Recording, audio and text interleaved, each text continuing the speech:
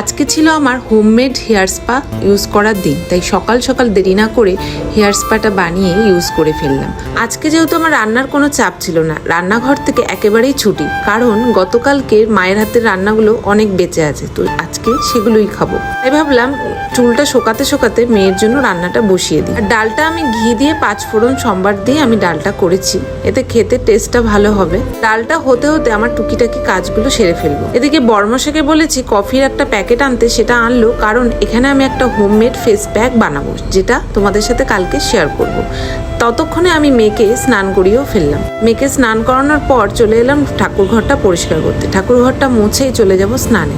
Hair স্পাটা মেখে কিন্তু আমি অনেকগুলো কাজ সারলাম, ততক্ষণে কিন্তু আমার হেয়ার স্পাটা শুকিয়েও গেছিল। তারপরে চলে গেছিলাম ফুলগুলো তুলতে। আর এখন ফুল তুলে কিন্তু আমি একদম জল দেই না, কারণ এর আগের ভিডিওতে একজন বোন কমেন্ট করেছিল ফুল জলে দিতে হয় না। এই মাঝখানে মেয়েকে খাওয়ানো, আম্মাকে ভাত বেড়ে দেওয়া সবই কমপ্লিট। তো চলো আজকে আসি।